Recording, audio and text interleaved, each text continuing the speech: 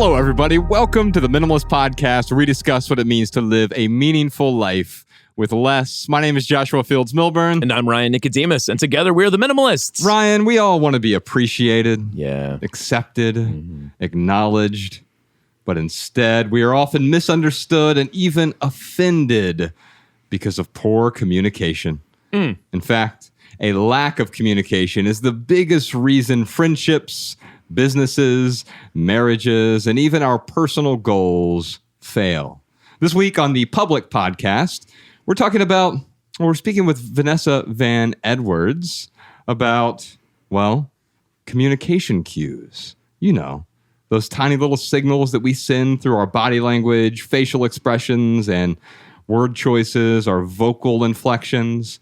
And then this Thursday on the Minimalist Private Podcast, we'll discuss the power of silence, whether confidence and charisma are innate, the best way to have tough conversations with coworkers, friends, and family, and how to create meaningful connections that last. You can check that out at patreon.com/theminimalist. Your support keeps our YouTube channel and our podcast 100% advertisement free because advertisements suck. Yeah, they do. Vanessa, thank you so much for being here. Oh, thanks for having me. Let's communicate. Yes, let's communicate. Get into it. Yes.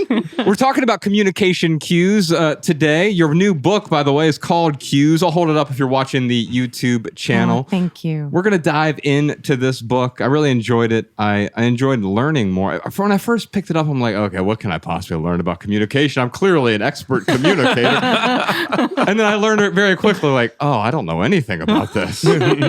And it really shined a light on my understanding of what I do well, what I do horribly, why I do some of these things well, other things that I could improve significantly just through some minor tweaks.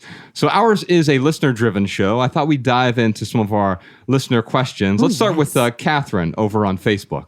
I feel chronically misunderstood, like I'm speaking a different language to people. How do I overcome this? Oh my gosh, I so relate to this. So I think that when we talk about cues, we don't realize that there's this hidden language that's being spoken. So we speak our verbal language, but actually when we think about cues, so cues are the social signals we send to each other. We are sending hundreds, if not thousands a day. The problem is we tend to focus all on our verbal. We think about the perfect answer, the perfect script. We practice a witty story, and we wonder why we're not getting a good date, or why we're misunderstood, why we get a no after we wish we had a yes. So actually, there are 4 different channels for cues: verbal, nonverbal, so that's our body language, our facial expressions, our gestures, our posture. That's actually 60 to 90% of our communication. Wow. 60 to 90%. Just that's those the majority. Just nonverbal. Oh, wow. Okay. Just nonverbal. Wow. And then we have vocal. That's my favorite. So that's how we say our words, our volume, our pace, our cadence. Researchers find that we decide how confident someone is within 500 milliseconds of hearing them. There's like hidden cues. We can talk about what those are, why we think of some voices as confident and some as not. And the last one is imagery. So the colors we wear, the fonts we use, the props that we carry. So for this lovely question, I think what can happen is we're focusing too much on one channel. We're thinking all about our words, and we think we have the perfect words. We don't know why they're not being adopted. The problem is if we don't have congruence. So if I were to come on the podcast and say, I'm so happy to be here. Right? You're like, nah, she ain't that excited to be here. Yeah. Right? So my word said one thing, but there is no way that you believe the verbal. Why? We give more weight to the other channels. Wow. And that's because it's harder to lie with the other channels. We know it's easy to say the perfect thing. And so what we're looking for, the reason why I think people are misunderstood, and this was me, is that we're saying one thing, but our body is showing another. Wow. We're saying one thing, but our vocal cues are saying another. So what I hear you saying is the words we use is the least of the cues. Yes. That people are picking up on. Yes. So, and this is really hard because especially now we're verbally communicating more than ever. right? Our first impression is often our LinkedIn profile. Mm-hmm. We're chatting, we're texting, we're Slacking, we're emailing. It's so much written communication that we trick ourselves into thinking that's all that matters. But actually now more than ever, we're listening for cues. We're looking for cues. Mm-hmm. So I'll give a really quick example on vocal, because vocal is my favorite. So this 500 milliseconds study blew my mind. I was like, what? Like, what are we listening for? So what can happen is when we're anxious, we hold our breath and we speak at the top of our breath. And you can actually hear that sounds a little bit anxious. So what happens is people hop on a video call or hop on a phone call or hop on a podcast. They say, hello, all the way up here. And that's really hard to listen to. And that is because we don't want to catch the anxiety. So the first aspect is our cues are saying something to the world. Our cues are telling the world how they should treat us. But the second thing is your cues are contagious. If you show up as slightly anxious, as slightly stressed, as slightly fearful, you are sending those cues in your voice, your body, your gesture, and people are catching them. So when I say, hello, all the way up here, people go, I don't want to catch that anxiety. I don't want to listen to it. Versus if I speak on the out breath, so now I'm going to do the opposite. So really confident people, they relax their vocal cords and they speak on the out breath. So here's anxious. Hello. Here's not anxious. Hello. Same person, sounds totally different. Yeah. Wow. In Alabama, she does a lot of voiceover work. That's why well, not the only reason we have her on the podcast. It's a very fortunate opportunity for us to have her on the podcast as well, show off her talents. But she could be anyone because she understands these vocal cues better than just about anyone. And however, if we're just using our words, I think it's one of the reasons, getting back to Catherine's question, we feel misunderstood is sometimes we're using the perfect words via a text message, but the other person is reading into them differently. Yes. Now, there's also, it's appropriate to say there are different dialects that people speak as well. There's sort of a text message dialect, which is often different from if I were writing an essay. Yes. The dialect in that is going to be different. So maybe you can talk about the different ways in which we're misunderstood. Okay, I love it. So when we look at very highly charismatic people, and I'm an awkward person. I'm a recovering awkward person. So I'm You and me both. Right. I think we instantly bonded over that. So I get social anxiety. I'm super awkward. I'm a social overthinker. So like I lay in bed at night, just like replaying every conversation in my head, which is why I learned cues, is it helped calm me down. And so when I was studying charismatic people, research is quite clear on this, that highly charismatic people, what they are signaling, their cues, are warmth and competence. They are highly trustworthy, highly warm, but at the very same time, they're capable and efficient and productive. So when we talk about words and being misunderstood, even in a text message, we are trying to suss out someone's warmth and competence. So we did a study in our lab where we had people come into our lab. And by the way, we didn't warn them this was happening, so they were a little bit surprised. We had them take a warmth and competence diagnostic. So we figured out where they were in warmth and competence. And then we asked to see their recent text messages. And we counted the number of warm words versus competent words. So warm words are things like whoop, yay, fab, wow, right? Yeah. Emojis are highly warm. Exclamation points are highly warm. Okay. And warm words also make you feel the warm and fuzzies. So they're like happy, best, both, together, collaborate, open. Yeah. Those are all warm words. We like, those make us feel really good. Competent words are want us to get it done. That's a word like productive, efficient, brainstorm, power through, get ready, push through. Those words, goal, achieve, master, success. Like when you hear those words, you're like, yeah, I want to get it done. And numbers, graphs, charts, prices, numbers. So we looked at their text messages and we could predict exactly where they fell on the charisma scale based on the kind of verbal cues they were using.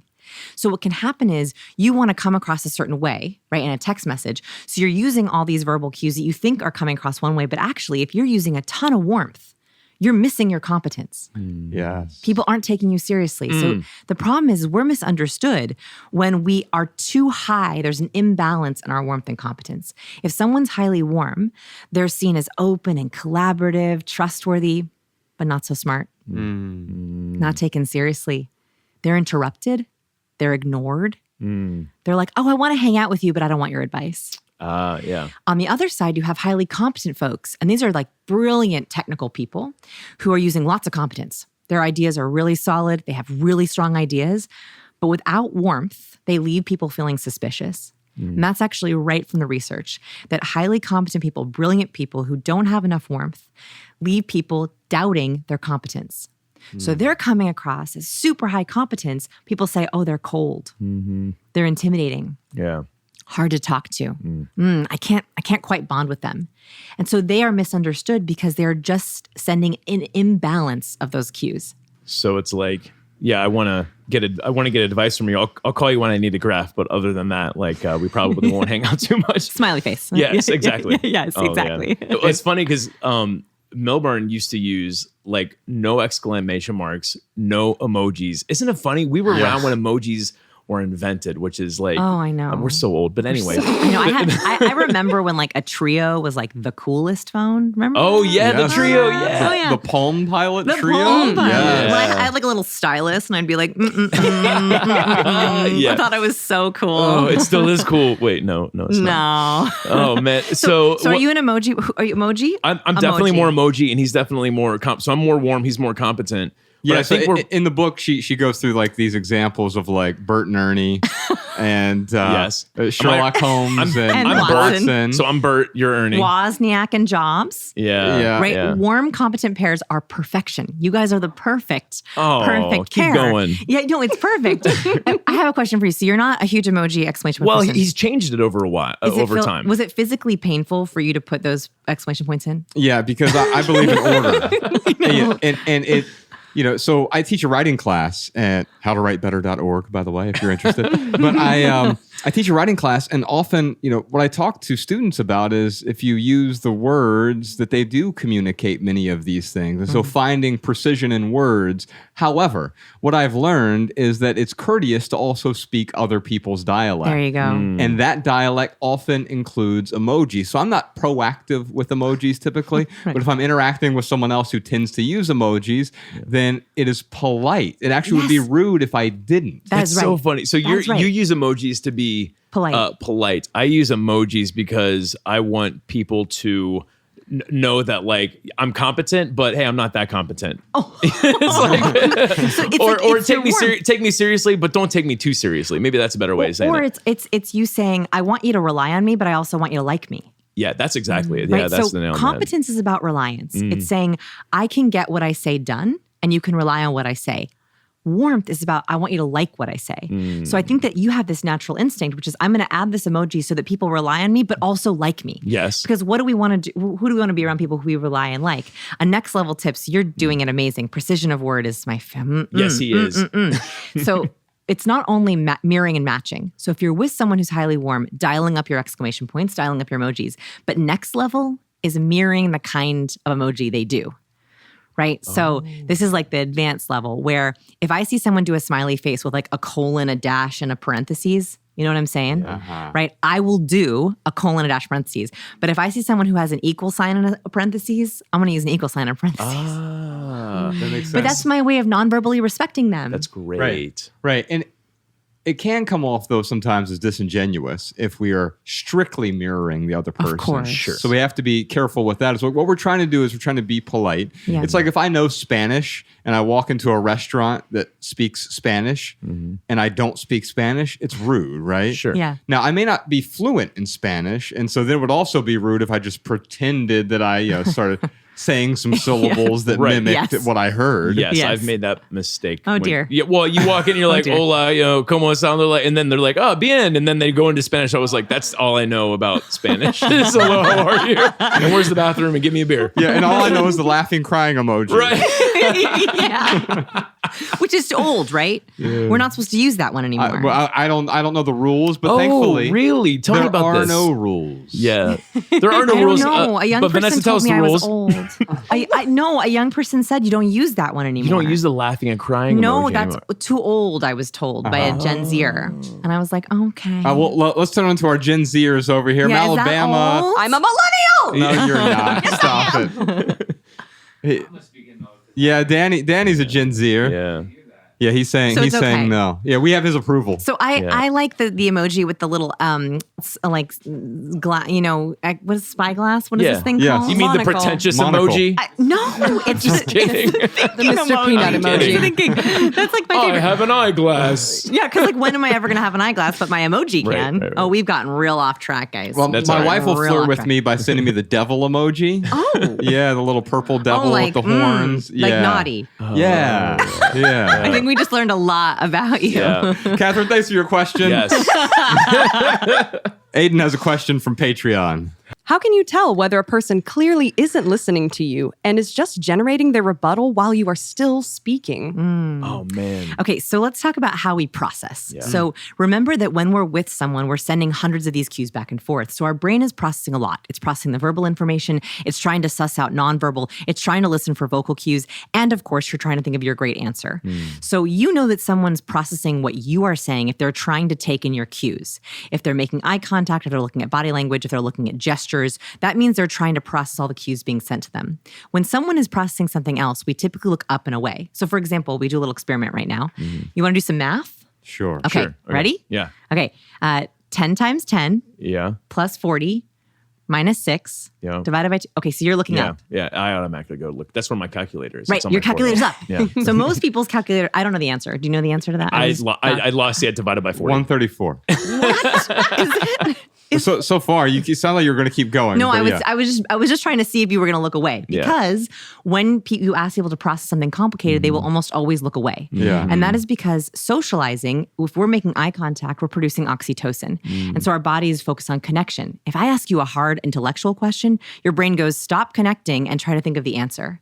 So you know when someone is not listening to you. If they are looking up or away, they're probably trying to process some answer they're coming up with. That's it. That makes sense. You know, I look away, like right now, I'm looking away. When I'm trying to like gather a thought. Yes. If I'm looking at someone's cues, it distracts from 100%. the train of thought that I have. So I often, like when have something to say, I'm not looking Yes. at someone. Now, when I'm trying to be genuine, I'll look at someone in the eye. Like Yeah. I go out of my way to be like, hey, this is me. I want you to see me. And I Yeah. want you to hear me. Yeah. But yeah, when I'm trying to process a thought, like I'm always looking away So for sure. if we talk about eye contact for a second, I think there's two misconceptions about eye contact that I would love to bust if we can bust them. Yeah. Good, because I have trouble with eye contact. Oh, do you? Serious trouble. What's your trouble? I just can't talk to someone and also So make maintain eye eye contact. Okay. Okay. So that is because the reason we make eye contact as humans is because we're trying to make oxytocin. Oxytocin does a lot of things in our bodies. So just simplified for us, it's the chemical of connection. It's what makes us feel like, I really like this person. Oh my God, that's how I felt when I was on pain pills.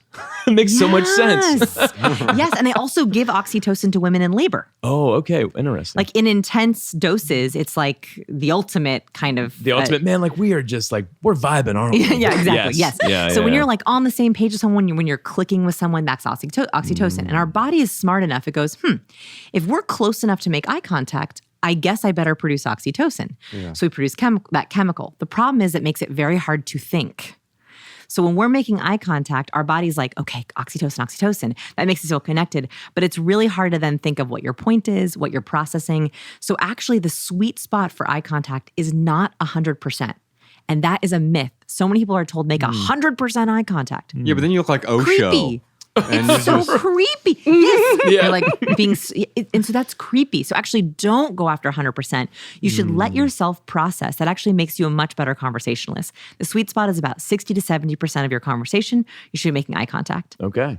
Yeah, have you heard about Terry Gross? That she does Fresh Air, the radio show. Yeah, I know. She, even when she brings someone in studio, they're in separate studios Really? because she feels as though she can't think, Yes. and therefore it degrades the product she's creating. So Yes. they'll be in the next room over there. We've done these sort of radio interviews Yes. where it's remote, but even when you're in person with her, you're remote. Still remote. Yeah. Yes. And it's because I think the eye contact probably Yes. screws her up a bit. And that's okay. So I think that what we have to realize is if you're pitching or you're presenting a really important idea and you want to really deliver, don't worry about the eye contact. I would rather you focus on wherever you want to look to get your point out there. The eye contact is less important.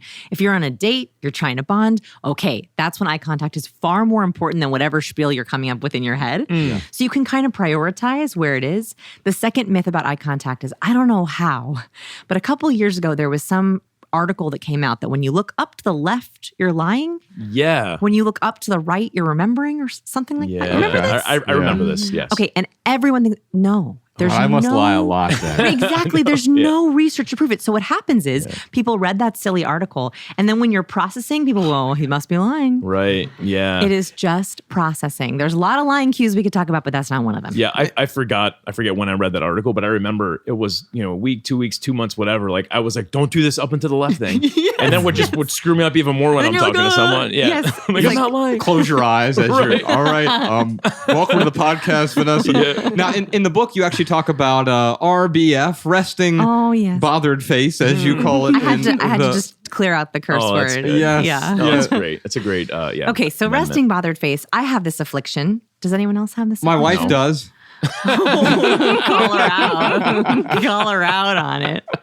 No, she knows she doesn't. And in fact, she's the one who brought it up to me, and I'm like, I don't know. I love her so much. It's almost as though I don't see it. Yeah. But she has mentioned how like sometimes she doesn't realize how that can come off to other people. And you talk about there being 3 components: anger, sadness, contempt. Can we talk about that a bit? Yes. Okay. So what we're talking about is how our face, some universal facial expressions. So our face has over 10,000 different muscles, our face and neck.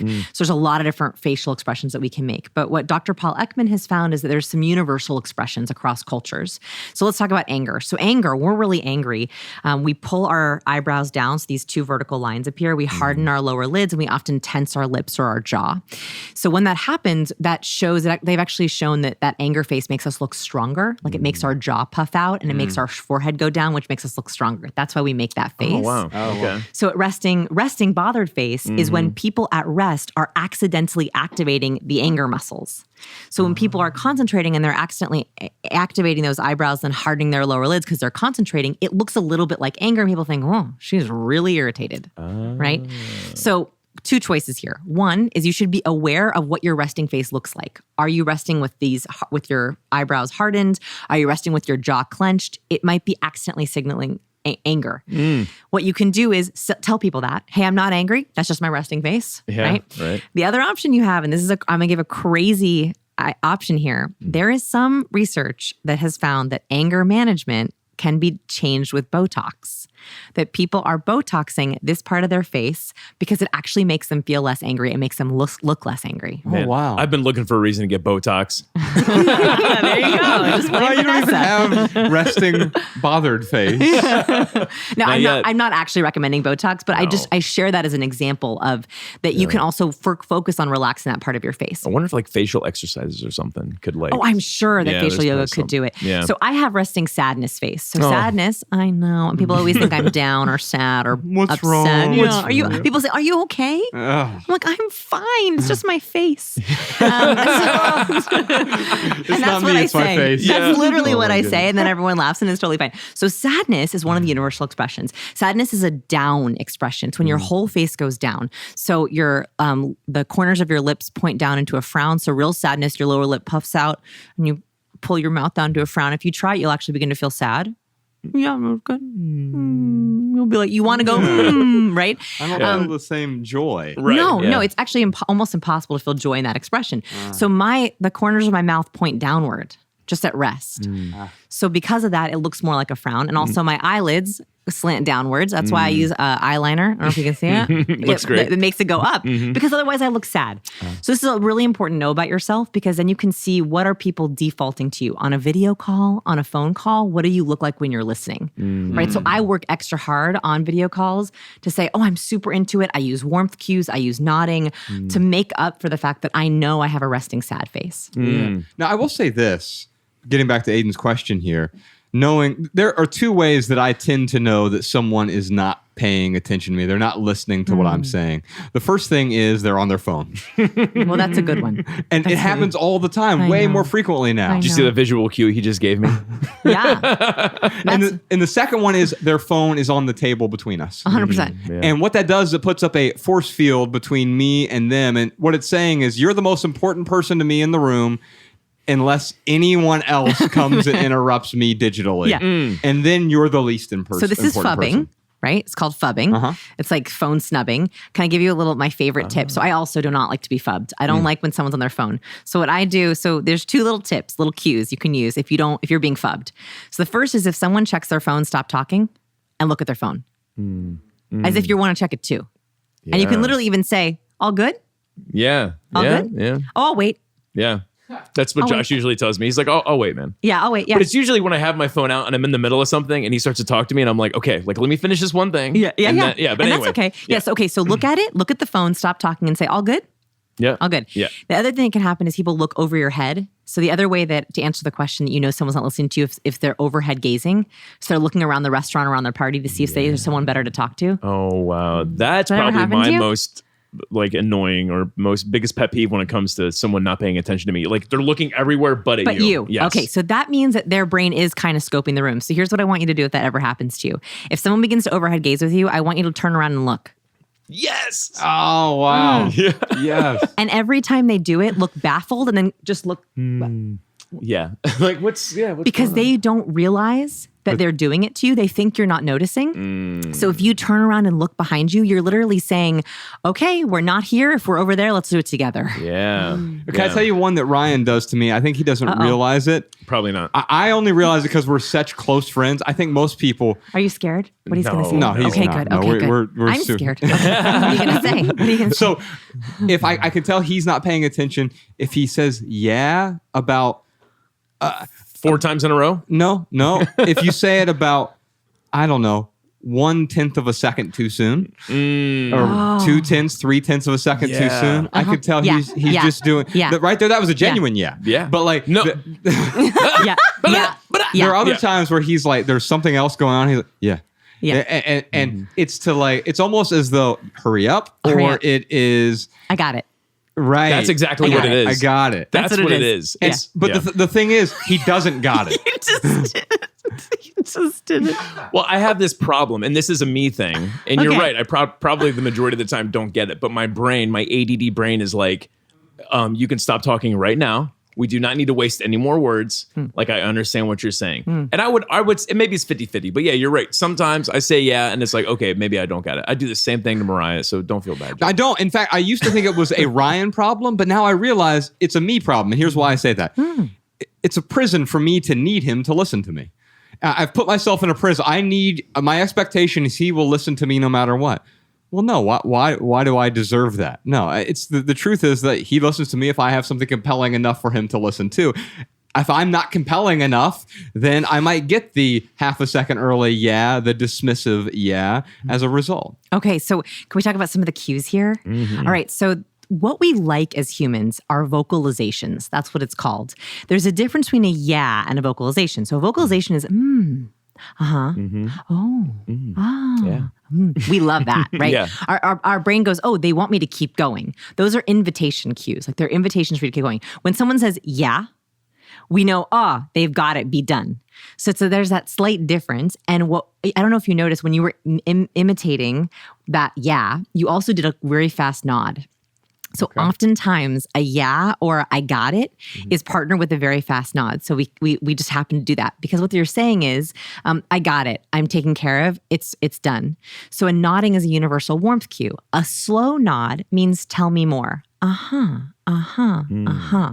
They found that when someone triple nods, a slow triple nod, the other person speaks 67% longer. So when you both gift me triple nods, I speak longer. That's awesome. But when someone does a fast nod, it means be quiet, I'm done. So watch the difference, okay? So if you want someone to keep talking on your show, do a slow triple nod. If you want them to be done and wrap it up, give them a fast one. So here's the difference. Versus yeah. I'm feeling epileptic right now. Like, how do I? Like, because now I'm not because we're not conscious of all of these cues, Well, right? we can be. Right, and we can be, but it's like you opened up a door. I did. And I lived in the Soviet Republic for so long, and now I'm in a Whole Foods, and I'm like overwhelmed by all of these cues that are everywhere around Yes, me. I love that metaphor. Or like I say, it's going from standard definition to HD. Yes, yeah, I It's like feel all of a sudden you can see the pores. You're like, wow. it's like, or you take that analogy even farther with Wizard of Oz, the black and white to full color all of a sudden. And now I see all these things, and it's going to take a while to adapt. But as I was reading the book, and you're asking questions about confidence, and you're talking about this, you have a chart in there, in fact, of like the confidence that you Warmth and discussed. competence, yeah.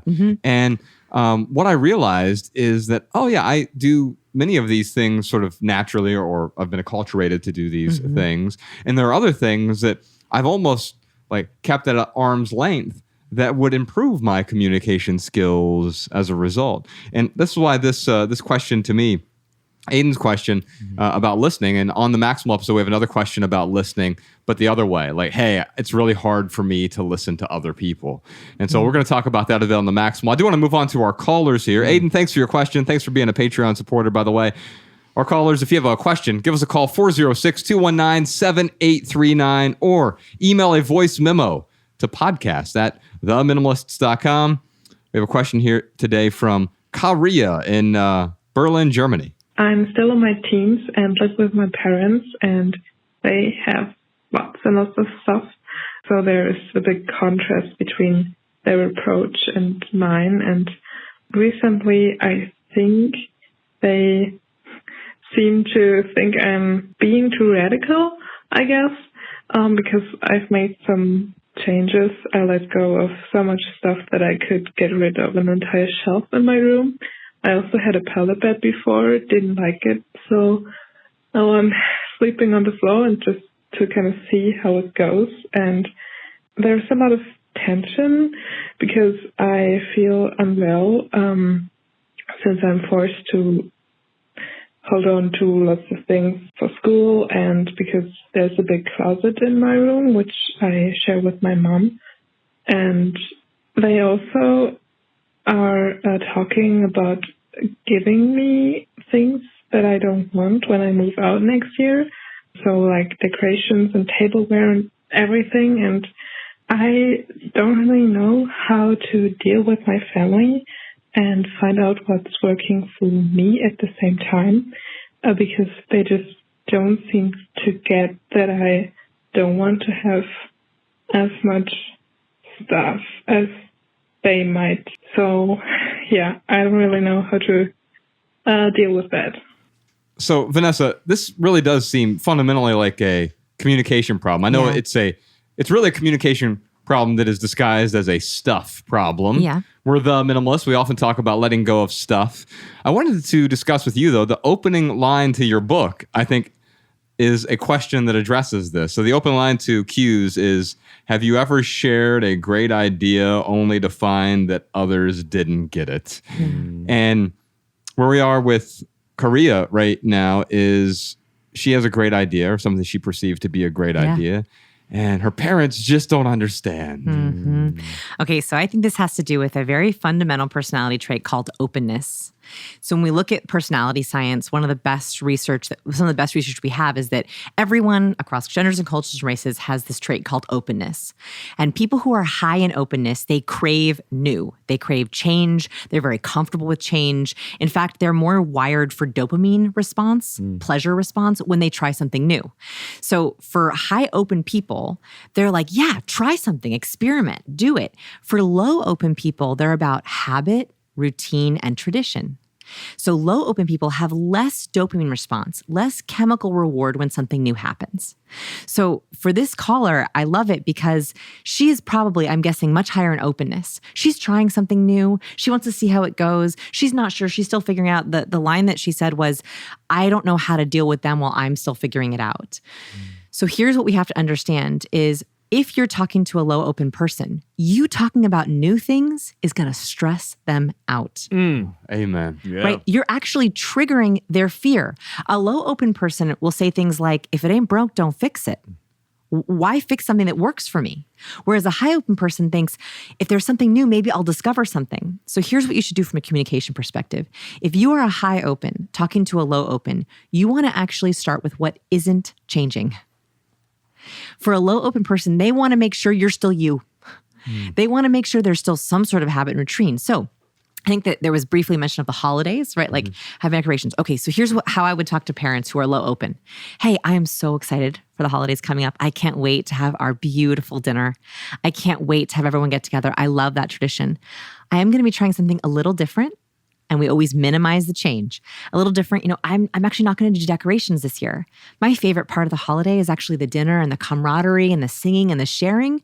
The decorations don't really matter. So for me, I'm just going to take away that little piece of this tradition and maintain the stuff that really matters. As opposed to a high open person, you'd pitch the opposite. So if you had a high open parent, you'd say, guess what? I want to try something new. This is totally different. This is totally radical. I'm doing a minimalist experiment. So here's what I want to do this holiday. This holiday, we're going to go decoration free. We're going to see what happens with a decoration free holiday. Will it still feel the same? Will you do the experiment with me? Two totally different approaches to the same kind of thing. That's beautiful. That is awesome. Yeah. That's awesome. And by the way, this works also in business too. So I think it's really important if you're pitching an idea, you have to think about the receiver, right? Like it's not just how you pitch the idea, it's how are they going to best receive this idea? So if you're in business and you know that you want to pitch, let's say a client on a new piece of software or a boss on a new idea for the company, a low open person, you want to start with what isn't changing. Right? For a low open boss, they don't want to hear the new. They want to hear what isn't changing, what is going to be easy. And then if you're going to have a change, you want to say, here's how small it is, but here's the impact it's going to have. Yeah. So for low open in business, you're pitching impact, social proof, and routine. For a high open boss, you're talking about the bells and whistles, the razzle dazzle, the new, that it's a new experiment, a new project. It could change everything. Those are totally different ways to approach the same kind of idea. I love it.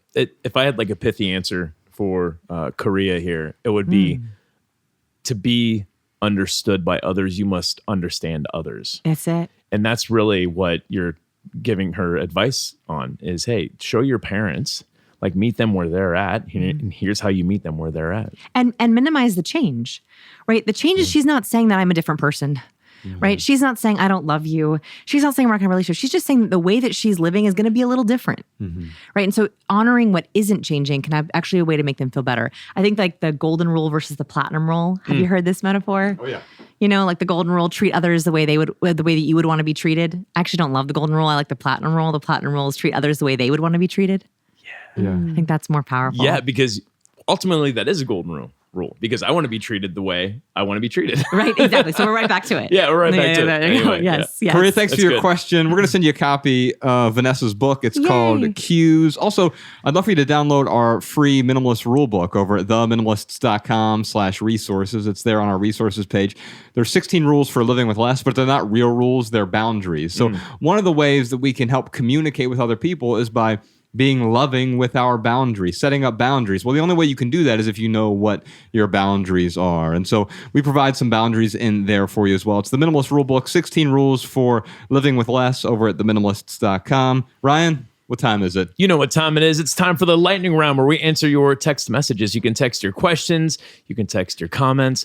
You can text your emojis to 937-202-4654. Yes, indeed. Now, Vanessa, during the lightning round, this is where Ryan and I and our guests, we do our best to answer questions with a short, shareable, less than 140 character response. I'm not great at That's short. okay. You can maunder on a bit. It's like a rap battle, Vanessa. Okay, great. What Podcast Sean does is he tweezes out something pithy and beautiful. He puts it in the show notes so people can copy and share our pithy answers on social media if they like. And now you can find all of our minimal maxims in one place. It's minimalmaxims.com. Kay has a question for us. Why does nonverbal communication carry so much weight? Short, right? Okay. It's hard to lie with our nonverbal. We're very rehearsed at saying lies with our words, but it's really hard to lie with our gestures, our face, our posture. And so we believe it because it's usually more true. Yeah. That's pithy. Yeah, that is pithy. That's good. Here, I took an old saying and played around with it. In fact, made fun of the little bromide here. Simple actions speak louder than bland natterings. As an introvert, a person who has been social distancing way before it was cool, I don't like small talk. I don't like bland natterings, right? Yeah. And so I avoid people. Bland Nattering's a memoir by Joshua Fields Milburn. I actually have this written down. It's a line from Love People Use Things. So about how I didn't feel compelled to fill the air with bland natterings. Yeah. And I think, though, what we do with that silence, we'll be talking a bit more about silence on the Maximal episode. sometimes just because we're not speaking, we're still saying a lot, which brings us to your pithy answer. Oh man, I had such a hard time with this. So like, because all I could think of was the actions speak louder than words, and I could not get that out of my head. So I got three pithy answers. I'm ready. Here. One is actions talk, words bulk. Okay. So that's kind of like my take on the bromide. I was talking to Mariah about it this morning. Here's what she helped me come up with. The body speaks the truth even when the mouth can't. I was like, oh, that's good. And then Milburn helped me come up with this one. Everything we say involves everything we don't say. So podcast, Sean, you pick your favorite. Listeners, you pick your favorite. But I could not get the actions speak louder than words out of my head, and I just like kept coming at it. So, it's like so now you know my writing process when it comes to these. I go to myself, I go to Mariah, and I go to Josh. You could also say gestures speak, words lie. Ooh. Yeah. I should have got a hold of Vanessa. Yeah, just text me, friend. right, I know. I'm all about pithy sayings all day. Vanessa, we got so much more to talk about, but first, Malabama, what do you got for us? Here are some voicemail comments and insights from our listeners.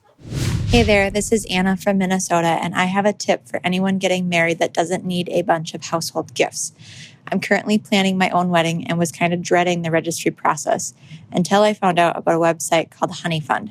This website allows couples to register for honeymoon expenses such as hotels, flights, and all the fun stuff, like wine or beer tours or parasailing.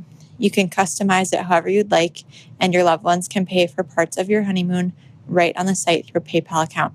It's a very easy process for both the couple and the guests, and it's taken a lot of stress out of our own wedding planning process.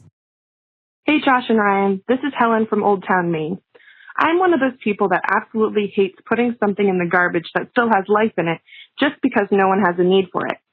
Old, torn-up clothes included. This month I'm going to a developing country on a Christian medical mission trip. What I've been doing is I've been taking some old jeans that I no longer use with really tattered bottoms, cutting them capri length and using the denim to make hacky sacks. I then hem the capris so they don't look tattered. I'm planning to bring the hacky sacks down with me as a group game that will be a gift for some of the kiddos we help out, and I can wear the capris while I'm down there, and then leave them for someone who needs them after I'm done using them. This way, perfectly good jeans are not ending up in a landfill. I'm getting rid of excess stuff. Someone gets a pair of capris, and a whole bunch of kids that don't have money for or access to toys will get hacky sacks to play with. It's a win all around. All right, y'all. Big thanks to our guest today, Vanessa Van Edwards. Her new book, I'm holding it up if you're watching on YouTube. It's called Cues. Now, you can also check out her YouTube channel.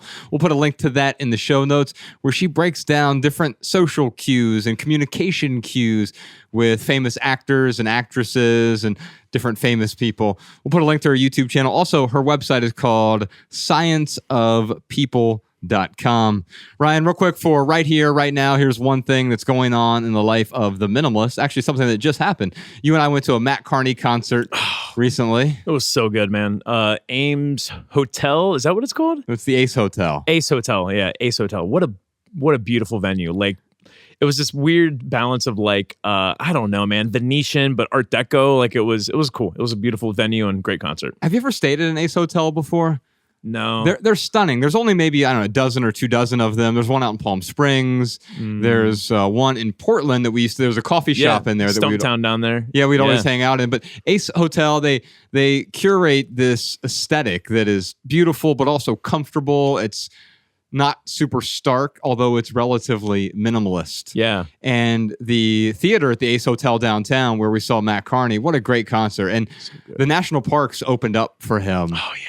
And what a beautiful surprise that was. Yeah. At first I saw the sign, I thought it said the National was opening, which didn't make any sense. Like, wait a minute. Holy moly. But it was just as good. I mean, I really enjoyed the opener. I hate when I go to a concert now. Now, I'm learning something. I want to have a future conversation about this, about aging out of things, because I think I'm beginning to age out of concerts. I hate to admit getting older, but yeah, man, I'm with you. There's certain things I'm aging out on too. What I'll tell you, Ryan, is that it's not that I don't enjoy the concert. It's I don't enjoy all the pomp and circumstance around the concert. Before, remember when we lived in Dayton and we wanted to go to a concert in, say, Indianapolis? Oh, yeah. We'd plan a whole day around it. Oh, yeah. Get up there early. 2-hour dinner. drive. Yeah, be the first in line, get good seats. Yes, stand there. And it wasn't even good seats quite often. We were just standing close to the stage. Yep. And it's a whole 12-hour process from the drive there to the drive home and the standing in line and everything else. And now I just don't seem to have the same joy of the entire process. Anyway, we'll talk about that in the future episode because I want to talk about aging out of certain things, growing out of, I mean, we all do it. We're kids. We grow out of our toys. We become pubescent. But then I think as adults, we begin to grow out of certain relationships. We grow out of other things as well. So I want to talk about that. I want to encourage our listeners to go back. Speaking of Matt Carney, we did a quarantine conversation, or I did a quarantine conversation with him. It was actually our last one of 2020. So in 2020, Ryan, during the whole quarantine thing, we did 50, you and I, 50 different quarantine conversations where we called up different artists, friends, musicians, different people, and we just had random conversations with them. Some of them were 8 minutes long. Some of them, like the Matt Carney one, I think 45 minutes long. You can find all 50 of those over at patreon.com/theminimalists. For our added value this week, Ryan. Oh, by the way, Matt Carney on that quarantine conversation, that is where he announced the title for his album. Yeah. How cool was that? January Flower. And we saw him on the January Flower tour. And, that was the very first place where he talked about, he's like, I haven't told this anywhere. I'm like, do you want to announce it here? He goes, yeah, I guess so. That's great. So you can check that out, patreon.com/theminimalists. We had a great conversation. In fact, I talked to him. I said, you were Drake before Drake. Because he was singing, also doing the spoken word stuff. Yeah. He's like, oh my God, can I put that on a t-shirt? I'm like, yeah, man, you own it. You were definitely Drake before Drake. Yeah. For added value this week, Ryan, speaking of Matt Carney, we were at the concert, and between every song, you kept yelling out, play Girl America. Not every single between songs, but most of them, yes. You kept throwing panties at him. Where did you get all the panties? None of your business. I'm a minimalist. His first album is called Nothing Left to Lose. And one of our favorite songs, which he didn't play, although he played a bunch of amazing songs at that concert. Yeah. It's hard for him. It's got to be so hard because he's got like 5 or 6 albums. And every single one of those albums, he could just play the whole album at a concert and you'd feel satisfied. Yeah. But you were unsatisfied. So I'm going to satisfy you right now, Ryan. Hey, thanks. Here is Girl America from Matt Carney, from his first album, which is called Nothing Left to Lose. By the way, Ryan, we got a bunch more surprise questions this week, like, I have a terrible habit of interrupting others without meaning to. What can I do to break the habit? If we are forced to see Debbie Downers every day at work, how can we communicate with them without letting them bring us down? When there is conflict, I get so stressed that I just want to leave the room. How can I show confidence in these situations when walking away isn't an option? Plus, we got a million more questions for Vanessa and The Minimalists. You don't want to miss that. If you want to check it out, theminimalists.com/Patreon or patreon.com/theminimalists. You can check out our private podcast this week. Every Thursday, we do a private podcast for you. You'll subscribe. You get a personal link so that our weekly private podcast plays in your favorite podcast app. You'll also gain immediate access to hundreds of hours of private archives, recordings of live events, exclusive home tours, and our private community of thousands of open-minded minimizers like you. You can follow The Minimalists on TikTok, Instagram, Facebook, and Twitter at The Minimalists. If you want our podcast show notes in your inbox, thanks to our good friend Podcast Sean, he curates all of them, all of those show notes. They'll show up right in your inbox. Just sign up for our email list over at theminimalists.com. You'll enter your email address at the top. We'll never send you spam, junk, or advertisements, but we will send you our Simple Sunday emails whenever we send those as well. On behalf of Ryan Nicodemus, Podcast Sean, Malabama, Jordan No More, Social Jess, Danny Unknown, P3, Emma the Immigrant, and the rest of our team, I'm Joshua Fields Milburn, reminding you to love people and use things, because the opposite never works. Thanks for listening, y'all. We'll see you next time. Every little thing you think that you need, every little thing you think that you need, every little thing that's just feeding your greed. Oh, I bet that you'd be fine without it.